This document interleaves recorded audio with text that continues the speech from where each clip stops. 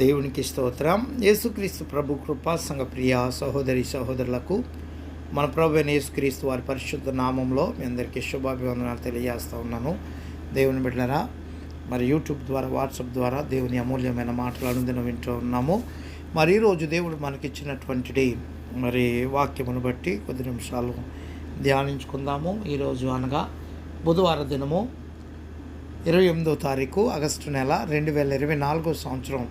దేవుడు మనకిచ్చిన వాక్యము పరిశుద్ధ గ్రంథము నుండి 82వ కీర్తన 3వ చరణాన్ని చదువుకుని కొద్ది నిమిషాలు ధ్యానించుకుందాం.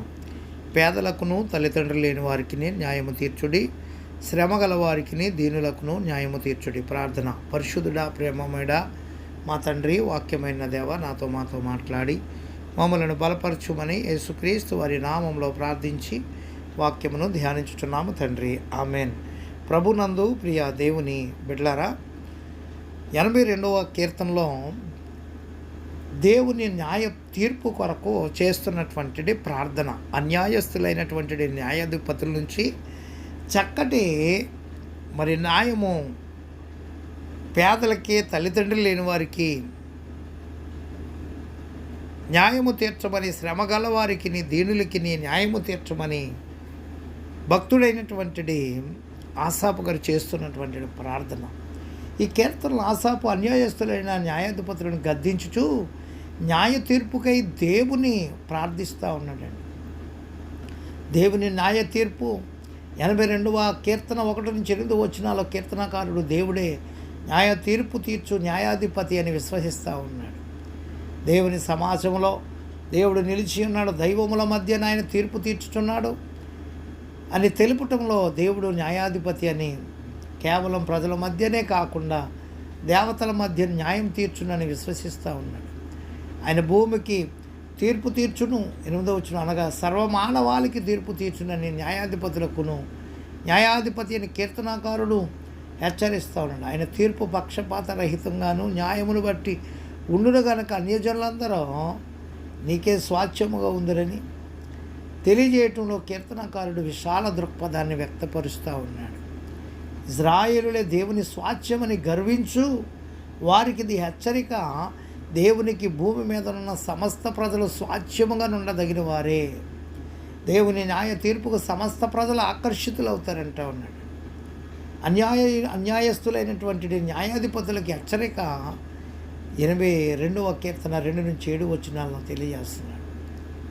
ఏమంటే, ఎంతకాలం మీరు అన్యాయంగా తీర్పు తీర్చుదురు, ఎంతకాలం భక్తిహీనుల ఎడల పక్షపాతం చూపుదురు అని కీర్తనాకారుడు గద్దించటంలో ఆనాటి న్యాయాధిపతులు న్యాయము చేకూర్చవలసిన వారు అన్యాయపు తీర్పు తీరుస్తూ ఉన్నారు. అన్యాయాన్ని న్యాయంగాను, న్యాయాన్ని అన్యాయంగాను మార్చివేస్తూ ఉన్నారు. న్యాయాన్ని అంగడిలో అమ్మివేస్తూ ఉన్నారు. భక్తిహీనులకు కొమ్ము కాసి లంచం పుచ్చుకొని భక్తులకు అన్యాయం చేసే అన్యాయస్తులైన న్యాయాధిపతులను కీర్తనాకారుడు హెచ్చరిస్తూ ఉన్నాడు. వారు జరిగించే అన్యాయం 82వ కీర్తన 3-4 పేదలకును తల్లిదండ్రులు లేని వారికి న్యాయం తీర్చుడి అని, శ్రమగల వారికి దీనులకును న్యాయం తీర్చుడని హెచ్చరించడంలో వారు పేదల్ని, అనాథల్ని, దీనుల్ని మోసం చేస్తూ ఉన్నారు. ఇటు వారి విషయంలో అన్యాయం జరగడం దేవుని చిత్తానికి వ్యతిరేకం. దేవుని ధర్మశాస్త్రము పేదలు, ఏమంటే హీనులు, దీనులు, అనాథలు, ఏమంటే వీరందరి పట్ల న్యాయం చేకూర్చేదిగా ఉంటే మంచిదండి. దేవుని బిడ్డలారా, న్యాయం జరగటం లేదు, అందుకే నేను వాపోతూ ఉన్నాడు, తెలియచేస్తూ ఉన్నాడు. సామెత గ్రంథం 21వ అధ్యాయం 13వ వచనంలో, దరిద్రుల మొర్ర వెనక చెవి మూసుకొని వాడు తాను మొర్ర పెట్టినప్పుడు అంగీకరింపబడడు. అలాగే నిర్గమకాండంలో 23వ అధ్యాయంలో 11వ వచనంలో కూడా మనకి కనపడుతుందండి. అక్కడ 23వ అధ్యాయము 11వ వచనంలో కూడా మనం చూస్తే,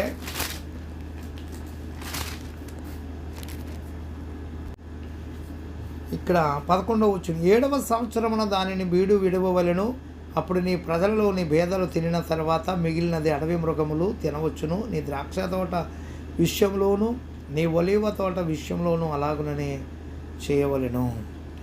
దేవుని బిడ్డలారా, బీదల పట్ల, దీనుల పట్ల, హీనుల పట్ల, నోరు లేని జీవరాశులు, జీవాల పట్ల దేవాతి దేవుడు ఎంతగానో చక్కటి కార్యాలు జరిగించడం తెలియపోతున్నాడు. అలాగే లేవీకాండం 25వ అధ్యాయం 25వ వచనంలో, ద్వితీయోపదేశకాండం 15:7లో, అలాగే ద్వితీయోపదేశకాండం 24వ అధ్యాయం 12లో, కీర్తన 41:1లో, సామెతల గ్రంథం 14:21లో, ఇంకా అనేకమైనటువంటి చోట్ల మనకు ఎంతగానో చక్కటి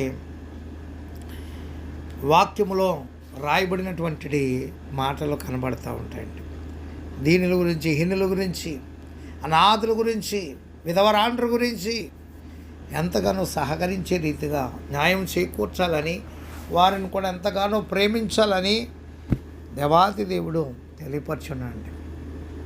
ఏమండే, పేదలకే స్వార్థ ప్రకటించడానికి దేవుడే నరావతారం ఎత్తాడండి. యెషయా గ్రంథం 61వ అధ్యాయం 1-3 వచనాల్లో,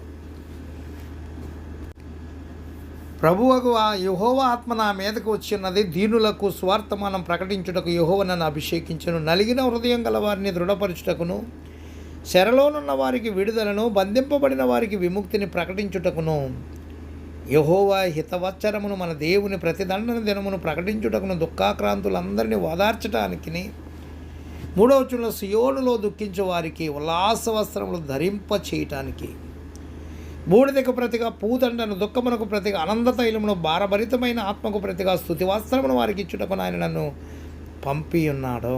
యెహోవా తను మహిమపరుచుకున్నట్లు నీతి అను మస్తకి వృక్షములనియు, యెహోవా నాటిన చెట్లనియు వారికి పేరు పెట్టబడును.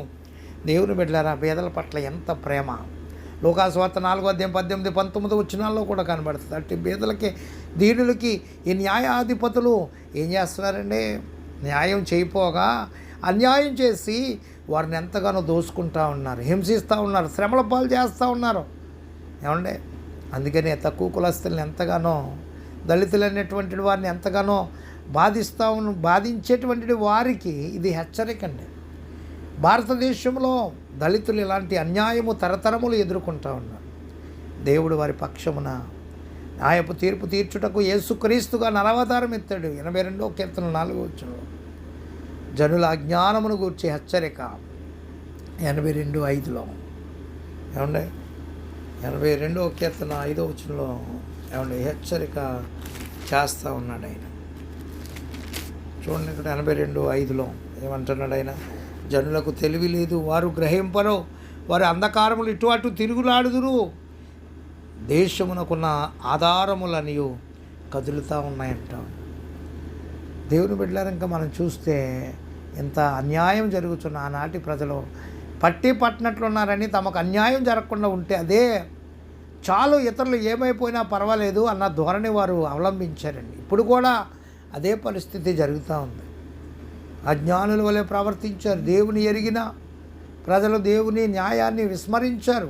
అన్యాయం జరుగుతున్న గ్రహించలేనంతగా అన్యాయం, అక్రమమునకు అలవాటు పడ్డారండి. వారు దైవములని, సర్వోన్నత కుమారులని పిలువబడ్డారు. న్యాయాధిపతులు దేవుని ప్రతినిధులు కనుక వారిని దేవుని కుమారులని, దైవములని సంబోధించేవారు. అట్టి ఆధిక్యత గలవారు ఎంతగా అన్యాయానికి దిగజారుటను కీర్తనకారుడు సహించలేకున్నాడు.